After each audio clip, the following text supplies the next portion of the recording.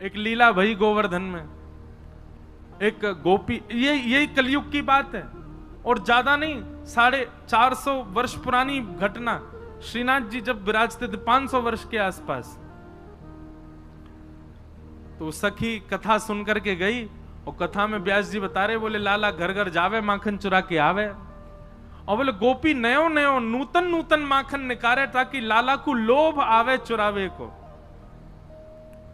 तो वो गोपी अपने घर गई, घर जाकर के वहां ने माखन मथो, और वो माखन मथते समय हमेशा तो यूं सोचती लाला मेरो खावेगो, मेरो पति खावेगो, मेरी सास खावेगी, सबके काजे माखन निकालूं, घी बनाऊंगी। लेकिन आज वो दही मथते मथते मन में विचार कहा कर रही है, काश मेरे यहाँ को निकरो भयो माखन कभी श्रीनाथ जी पावे, और मैं जाकर के नहीं पवाऊं, वो मेरे घर आके पावे।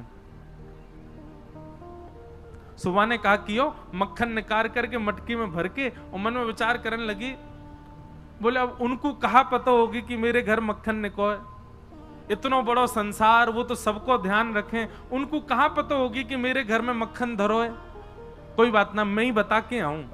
मक्खन की मटकी संग में लेकर के गई, और श्रीनाथ जी के मंदिर में खड़े है के सब तो दर्शन कर रहे हैं, और वो दूर से मक्खन के ऊपर की मटकी को भाग हटाए के ऐसे ठाकुर जी को दिखा रही है, लाला धौरी गैया के दूध को जमाए करके दही बनाए और वाकू मत करके बढ़िया मक्खन निकारो मैंने, आहा ऐसी सुगंधी आ रही है, कोई को ना दूंगी मैं, तेरे काजे निकारो है, तू आजा घर पे आके, या को चोरी कर ले जा, मैं कोई सो ना कहूंगी, तू बस चोरी कर ले जा।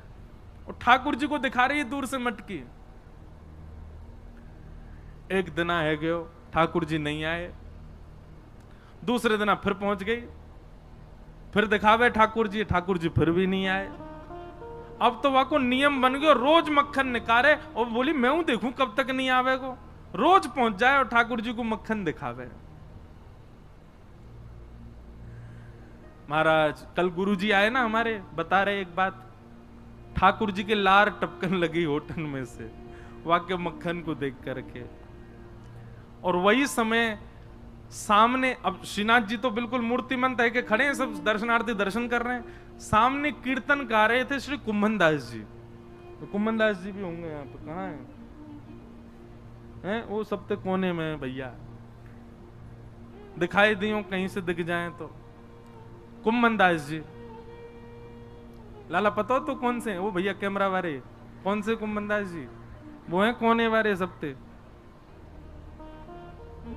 बूढ़े बुजुर्ग से बेचारे।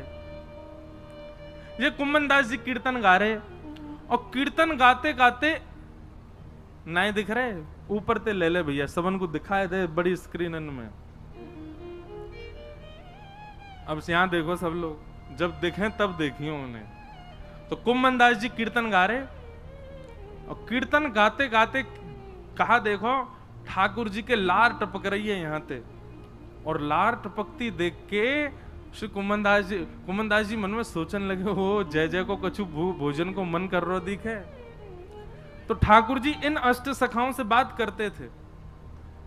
तो जैसे पर्दा आयो, कुम्भन दास जी पर्दा के भीतर झांक के बोले, जय जय कहा भयो, कैसे लार निकल रही है? तो ठाकुर जी बोले, एक गोपी आवे, रोज आवे, और रोज मटका में मक्खन लेके आवे, दूर से मुंह दिखावे, और मुंह को लोभ दे के जावे, तो या को पाके जा, या को पाके जा। दिखे कुम्भन दास? हाँ भैया अब हटाए तो बस, दिख गए ना। अब सोचो ये कैसे बूढ़े बुजुर्ग से, इनसे ठाकुर जी लीला करते। अब ये पूरी वृत्तांत जो मैं आपको बता रहा हूं ना, यही रास है, इसी को ही रास कहते हैं। हम आप सबन को ठाकुर जी ऐसे ही दिखाई दे रहे हैं, ये रस है, लेकिन कुम्भन दास जी को लार में दिखाई दे रहे हैं, ये रास है। हमारे राधा रमन लाल जी वृंदावन में सबन को ऐसे दिखाई दें तो वो रस है, लेकिन कभी कभी प्रसन्न हो जाए तो उनके दो दांत दिखाई दें, वो रास है। वो रास बिहारी ठाकुर जी हैं। ठाकुर जी अपनी लीला थोड़ी थोड़ी प्रकट करने लग जाएं, वही को रास कह में। तो कुम्भन दास जी बोले, जय जय कहा भयो, कैसे लार निकले? बोले, एक गोपी रोज आवे और मुंह को दूर से ही मक्खन दिखावे, यो के लाला आजा मेरे घर आके चोरी कर जा, और बता मुंह को लोभ दे के जा। भाई यो शर्म नहीं आ रही है, मैं परमात्मा मुंह लोभ दे रही है? कुम्भन दास जी बोले, अरे ब्रज के लोग तो बड़े भोरे हुए, जय जय। कोई बात ना है, आप दूर से ही स्वीकार कर ले, दूर से ना मेरी लार यही मारे निकरी, अब तो मोरो खावे कोई मन हेरो है। बोले हजारों वर्ष है गए भैया, कृष्ण लीला के बाद चोरी ना करी, मेरो बहुत जोर ते मन हेरो है, बाग गोपी के यहाँ चलें, चल के चोरी करिए। कुमनदास जी बोले भगवान बन गए हो अब आप, दूर दूर से लोग दर्शन करवे आमे आपके श्रीनाथ जी रूप में, वहां के यहाँ जाके चोरी करोगे, पता चल गई तो कैसी निंदा होगी। ठाकुर जी बोले निंदा कम है हमारी, दुनिया चोर कह के बुलावे, और कहा निंदा होगी। निंदा की चिंता ना है, मुख तो भैया वह माखन खावे को मन करो। और वह गोपी को भाव इतना बढ़िया लगे, कुंभना तू मेरी जगह खड़े है कि देखेगो तेरे मुंह में लार आ जाएगी, ऐसा बढ़िया मक्खन निकाल के और दूर से ही दिखावे। कुमनदास जी बोले कहा करनो बताओ। बोले रात्रि में जैसी शयन है जाए मंदिर को, सोई तू पीछे खिड़की पे आ जाइयो, और मैं खिड़की से छलांग मार के बाहर आ जाऊंगा, तेरे कंधा पे बैठ के दोनों चलेंगे चोरी करके आवेंगे। कुमनदास जी बोले बड़ो बूढ़ो आदमी में मुंह पे चलो फिरो जाए ना है, आपको लेके कंधा पे कहां जाऊंगा मैं। ठाकुर जी बोले कुंभना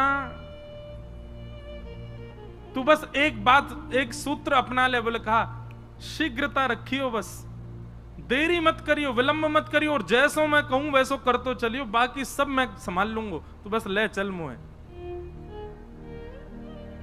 रात्रि में मंदिर कपाट बंद है गए, शयन है गए, सब दर्शनार्थी अपने अपने घर चले गए, मंदिर के सेवायत सब चले गए। वास में कुंभनदास जी मंदिर के पीछे खिड़की पर जाके खड़े भये और शयन के वस्त्र धारण किए, थोड़ी छोटी सी पाग पहन रखी है, गले में 2 माल धारण कर रखी हैं, बढ़िया गुलाब को इत्र लगा रखो, पीतांबरी पहनी। श्रीनाथ जी ने अपने मूर्तिमंत रूप को सचल बना लियो, हाथ पांव सब सीधे है गए ठाकुर जी के, और खिड़की से ऐसे निकल करके बाहर आए, कुंभनदास के कंधा पे बैठ गए, दोनों पांव लटका लिए और सिर पकड़ करके ठाकुर जी ऊपर बैठ गए। अब छवि देखो कितनी सुंदर।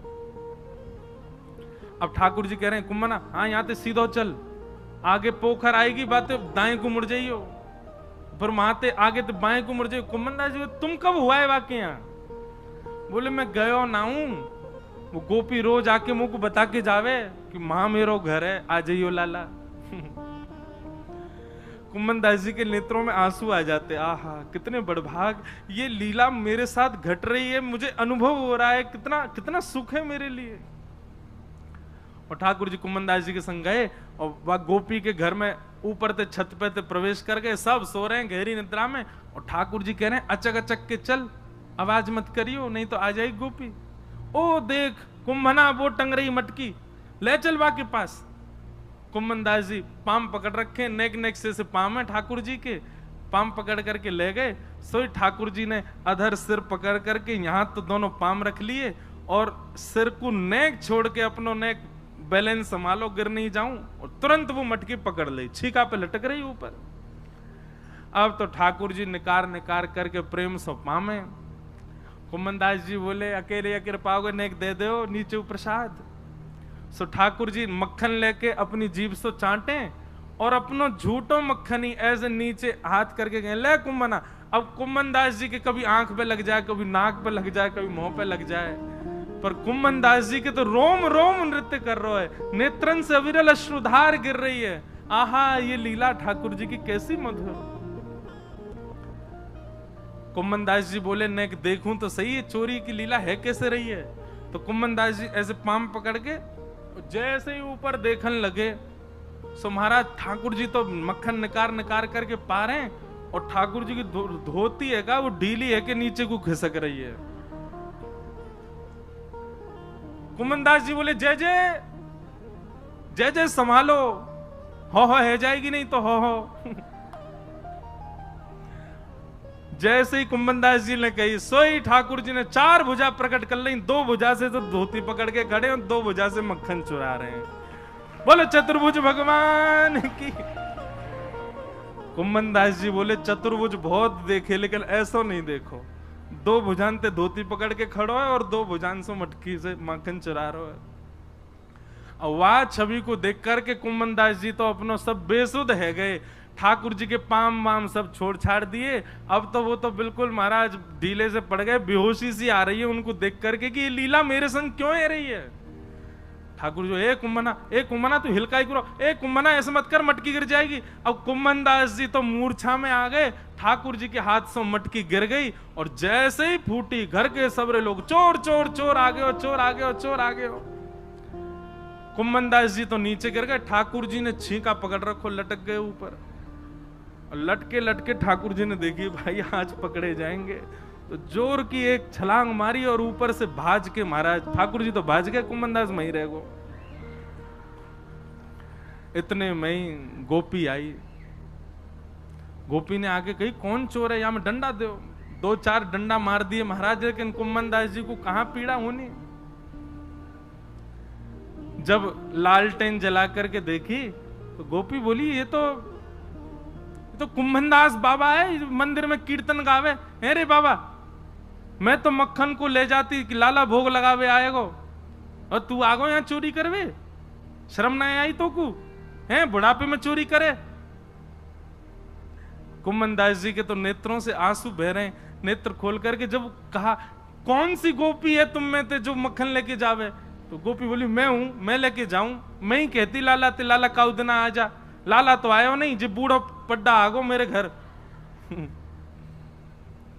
कुंभनदास जी वाके चरणन में गिर गए और चरणन को हृदय से लगा करके तब कुंभनदास जी ने जो पद गायो, तू है सखी बड़ भाग बड़ी, नंदलाल तेरे घर आवत है। तू है सखी बड़ भाग बड़े, सब लोग गाओ, नंदलाल तेरे घर आवत है। ये रास है, इसको रास कहते हैं, नृत्य को रास नहीं कहते। तू अपनो श्रृंगार करत है, तू अपनो श्रृंगार करत है। ये दर्पण हाथ दिखावत है, ये दर्पण हाथ दिखावत है। तू है सखी बड़ भाग बड़ी, गोपाल तेरे घर आवत है। तू है सखी बड़ भाग बड़े, गोपाल तेरे घर आवत है। निज कर गूथ सुमन के गजरा, निज कर गूथ सुमन के गजरा। ये अपने ही हाथ पहरावत है, ये अपने ही हाथ पहरावत है। तू है सखी बड़ भाग बड़े, गोपाल तेरे घर आवत है। तू है सखी बड़ भाग बड़े, गोपाल तेरे घर। अरे सखी मैं ना आया हूं तेरे घर चोरी करवे, जाकू तू लोभ दे के आई वही आया हूं मेरे संग में। गोपी बोली सांची कहो बाबा, बोले सांची कह रहा हूं। अरे भैया मैंने दुनिया ते उनके यश सुने पर उनते तेरो यश सुनो। तू कैसे दही मत है, कैसे मक्खन को भरे, कैसे लेकर के जावे, और तू कैसे कैसे अपने घर को पूरा मार्ग बतावे, वो सब ठाकुर जी अपने मुख से मुंह को सुना रहे। हर कोई उनको यश गावत, हर कोई उनको यश गावत। सब कोई उनको यश गावत, सब कोई उनको यश गावत पर वे तेरो यश गावत हैं, वे तेरो यश गावत है री। तू है सखी बड़ भाग बड़े, नंदलाल तेरे घर आवत है। तू है सखी बड़ भाग बड़े, नंदलाल तेरे घर आवत है। कुंभन दास लाल गिरधर के, कुंभन दास लाल गिरधर के, कुंभन दास लाल गिरधर के, कुंभन दास लाल गिरधर के। ये तो तेरे ही हाथ बिकावत हैं, ये तो तेरे ही हाथ अरे बिकावत है। बड़े बड़े ज्ञानी, बड़े बड़े तपी, बड़े बड़े योगी सन्यासी आके चले गए। जे कोई सो ऐसे ना मिलवे जामे, ये कोई सो ऐसे ना मिले, ये कोई की बात ना सुने, ये कोई की तपस्या स्वीकार ना करें। अरे हजार हजार वर्ष की तपस्या है वे, पर भी एक क्षण के दर्शन हो में। लेकिन तू भूरी भारी सखी, तू पढ़ी लिखी ना है, तो कछु आवे ना है, लेकिन तेरे भोरेपन पर रीच के जगत नियंता जगदाधार तेरे घर माखन खावे आयो। कुंभन दास लाल गिरधर के, कुंभन दास लाल गिरधर के। ये तो तेरे ही हाथ बिकावत है, ये तो तेरे ही हाथ बिकावत है री। तू है सखी बड़ भाग बड़े, गोपाल तेरे घर आवत हैं। तू है सखी बड़ भाग बड़े, गोपाल तेरे घर आवत है। बोलो श्री राधा रमण लाल की। तो ये है रास। आपकी भावना से प्रसन्न है करके, आपके भक्ति से प्रसन्न है करके ठाकुर जी आपको वो अधिकार प्रदान कर दें कि उनकी अंतरंग लीला को आपको दर्शन है जाए, तब समझो ये रास है। तो रस से प्रारंभ है हमारी भक्ति। अभी हम रस में स्थित हैं। अभी हम जैसो खवा में ठाकुर जी खा लें, जैसो पहना में पहन लें, जहां ले जाएं वहां चले जाएं, पर यही परिवर्तित है जाए कि ठाकुर जी स्वयं आकर के मुंह को तुझे बना के खवा, मैं तो वो खाऊंगा, मैं तो जे पहनूंगा, मैं तो वहां जाऊंगा, मैं तो यूं करूंगा। इसी को रास कहते हैं। भक्ति की चरमोत्कृष्ट स्थिति को रास कहा जाता है, नृत्य रास नहीं है। तो फिर आप कहोगे फिर नृत्य क्यों होता है सब जगह, यहां पर भी भगवान नाच रहे हैं। भाई जब आप आनंद की सीमा पार कर लोगे ना, तो फिर पैर थिरकने ही लगेंगे, हाथ नृत्य करेंगे। कीर्तन प्रारंभ हो और तब आप सोचो अरे सब नाच रहे मैं नाच लूं, वो नृत्य नहीं।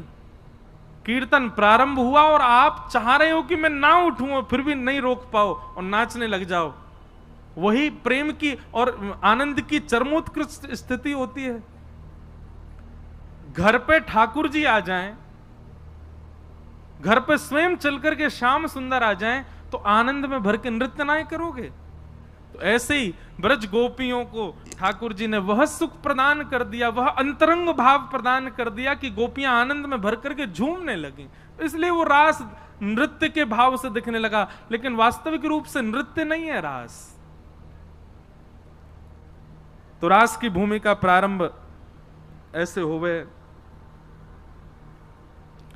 भगवान पिता रात्रि शरदोत्फुल्ल मल्लिका, विक्षरन्तुम मनश्चक्रे योग मायामुपाश्रितः।